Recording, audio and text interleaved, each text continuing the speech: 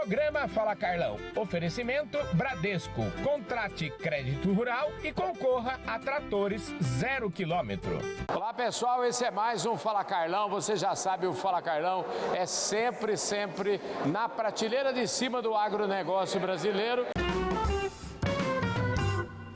A gente continua aqui fazendo a cobertura do evento, a reunião mensal das BRAM, que efetivamente esse mês de outubro está acontecendo aqui em Campo Grande. E, gente do céu, como toda reunião das BRAM, é sempre na prateleira de cima mesmo. Olha, peguei até uma cola aqui, porque o meu convidado de hoje é super especial. Ele fez uma palestra topíssima de linha aqui, aplaudida de pé aqui pelo povo. Eu estou falando do professor, o Dr. Manuel Cláudio Mota Macedo. Olha só, gente, ele é engenheiro agrônomo, claro, formado lá na Exalc, no distante ano de 1972, então, portanto, é uma larguíssima experiência. Ele é mestre em agronomia também, em solos e nutrição de plantas pela USP, é também PhD pela Soil Science, em Soil Science, Ciências do Solo, pela North Carolina State University, ou seja, é um pesquisador da Embrapa. Há 40 anos é pesquisador da Embrapa, possivelmente seja um daqueles garotos prodígios que foi contratado na época do nosso querido Alisson Paulinelli. Se eu estiver errado, o senhor me corrige. Obrigado pela sua gentileza de falar conosco aqui. É muito prazer em estar com você e realmente fomos contratados na época do professor Alisson Paulinelli. Olha só que maravilha. Estive com ele pessoalmente na inauguração do centro da Embrapa. Eu não comecei aqui na Embrapa Gado de Corte, comecei na Embrapa Mandioca e Fruticultura na época e estivemos juntos na fundação do centro. Aqui eu já comecei lendo efetivamente o seu pedigree, que é muito bom. Eu queria que o senhor falasse um pouquinho aí, resume um pouquinho por onde o senhor trabalhou aí desde essa época aí que o senhor foi contratado pela Embrapa. Bom, eu comecei a minha carreira no Instituto Agronômico de Campinas. Né? Posteriormente eu fui contratado pela Embrapa para ajudar a começar o Centro Nacional de Mandioca e Fruticultura na Bahia e depois eu vim para Campo Grande. Entendi. Então, nesse meio tempo eu estive nos Estados Unidos quase 5 anos e depois eu vim para Campo Grande. Estou em Campo Grande desde 1983, pois é, trabalhando com pastagens. E estar em Campo Grande é falar de pecuária, né? Sim. Eu sou de uma época que eu pegava e descia aqui para esse lado de Pedro Juan Cabaleiro, Dourados, que hoje é pura agricultura, mas eu sou da época que ainda tinha uma graminha Mato Grosso aí, tinha umas vaquinhas Nelore lá, né, rapaz? Exatamente. O estado mudou bastante. Muito. E aí, o tema da palestra, da charla, da conversa que o professor teve aqui hoje, foi justamente isso, pastagens degradadas. Esse termo, eu tive na COP27 o ano passado no Egito, vou participar de novo da COP esse ano. É tudo que o povo vem falando, tá cheio de gente falando que essa é a solução da nossa pecuária. Como é que o senhor enxerga esse problema, do ponto de vista macro? Bom, esse problema é um problema que vem sendo, vamos dizer assim, discutido, demandado aí, já há mais de 10 anos, 15 anos, né?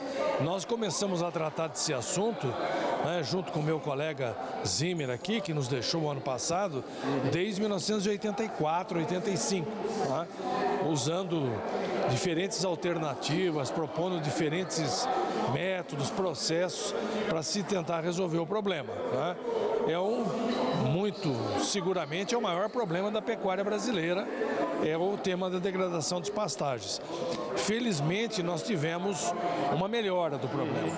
De 2010 para cá até 2018, quando foi feita uma análise do impacto das políticas públicas que foram proporcionadas, principalmente com o programa ABC, Agricultura de Baixo Carbono, nós tivemos uma retração da área de pastagem degradada, tivemos uma melhora, mas ainda estamos longe da situação ideal. Agora, sempre que eu vejo a palavra problema, todo problema tem sempre embutido nele uma grande oportunidade, né?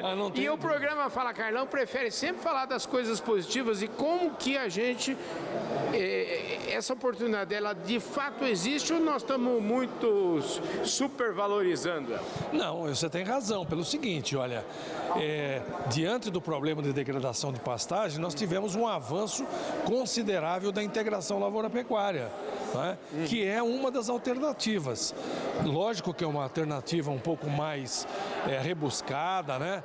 Mais complexa, né? Porque demanda mais tecnologia, mais investimento e tal, mas nós tivemos um avanço considerável, tanto pelo próprio proprietário, como pelos sistemas de arrendamento, parceria que nós tivemos.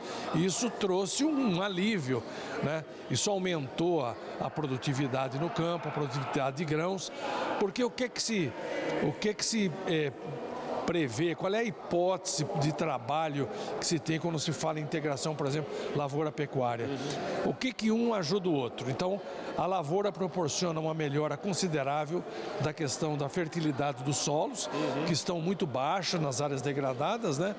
E as pastagens proporcionam uma melhoria das propriedades físicas, né? Melhoria, inclusive, melhora os teores de carbono, né, de matéria orgânica do solo, né, melhora a infiltração de água no solo, né, e melhora e ajuda, no todo consegue melhorar inclusive as propriedades biológicas do solo, entendeu?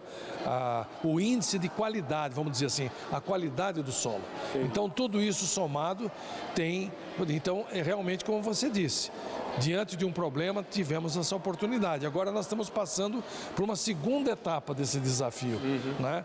Que nós vamos agora entrar para valer nas áreas marginais. Que esse problema foi deixado para depois, principalmente os solos arenosos, o grande bolsão do Mato Grosso do Sul, onde nós estamos tendo um avanço considerável, por exemplo, da floresta, que é uma alternativa, né?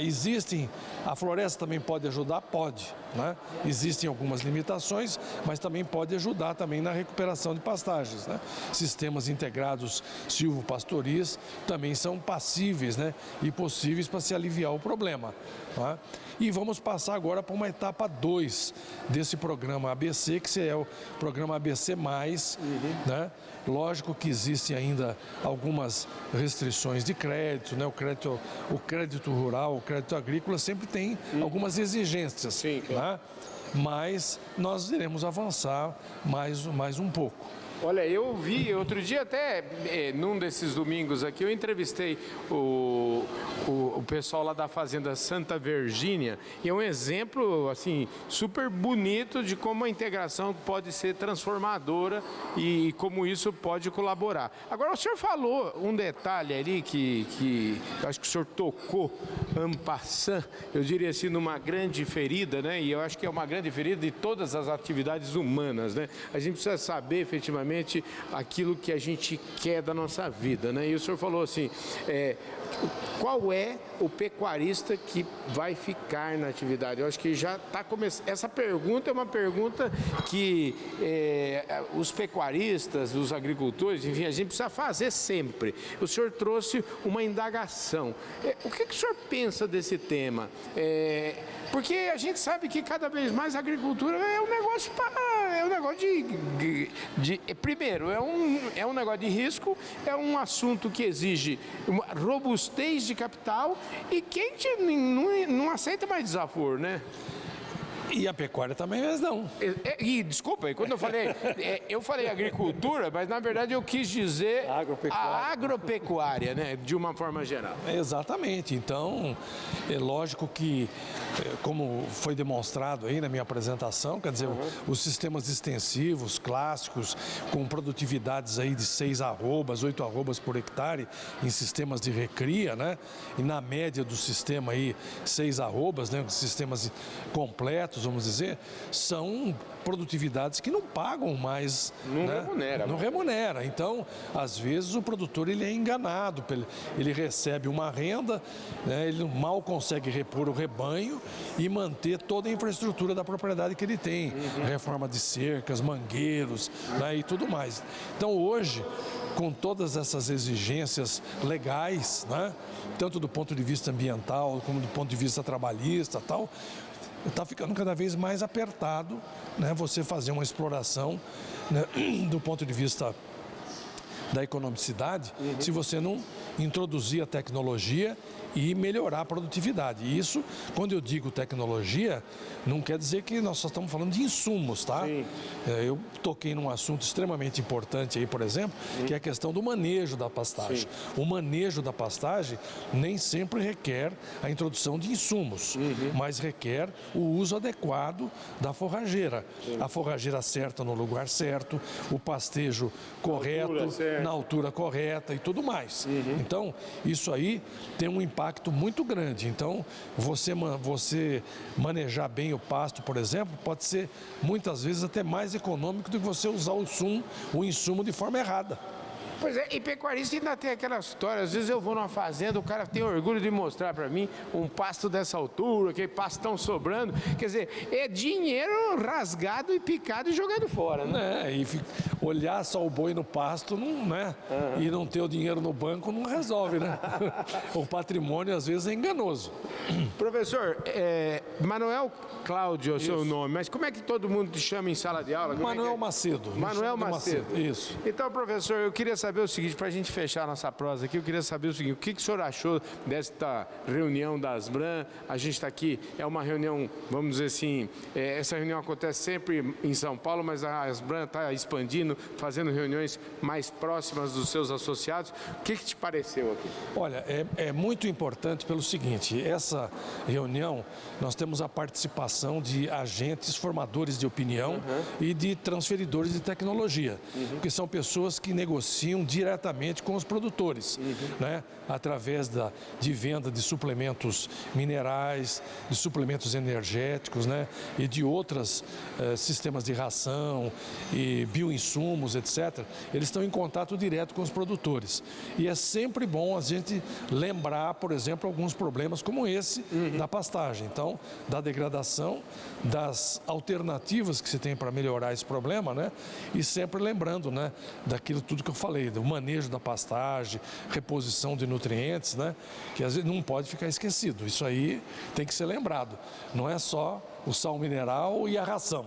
O quanto do seu discurso da década de 80, quando o senhor falava desse assunto, eu imagino que o senhor fala desse assunto há muitos anos, o quanto, infelizmente, esse discurso do senhor da década de 80 ainda continua valendo, parece que o senhor... e eu embuto nessa pergunta a seguinte questão, o seu copo aí, olhando para o futuro, está meio cheio, meio vazio, como é que o senhor vê isso? Olha, eu vou dizer o seguinte, eu acho que nós somos vencedores. Né? De quando eu cheguei em Campo Grande, em 1983, dentro da própria instituição da Embrapa, nós tínhamos vamos dizer assim, uma restrição, né? Um olhar assim enviesado. Você falar em adubar pasto naquela época era uma heresia, né? A recomendação era compra mais terra, né? Hoje não é mais assim.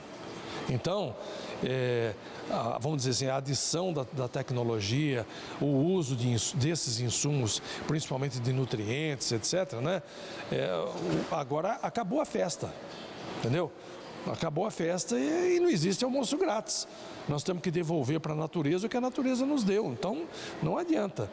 Então, algumas coisas a gente continua falando, outras nós estamos refinando e dando um passo à frente. Maravilha. Professor, olha, muito obrigado pela sua gentileza em falar com a gente. Eu quero que o senhor volte mais vezes aqui no nosso programa. Viu? Com todo prazer, tá? Lá na Embrapa Gado de Corte estamos à disposição, né, de vocês. Com certeza. Maravilha. Tá, obrigado, gente. Eu falei aqui com o professor Manuel Macedo, deu uma aula aqui nesse evento da Asbram e este Fala Carlão vai ficando por aqui. Muito obrigado pela sua audiência, um forte abraço. A gente se vê no nosso próximo programa.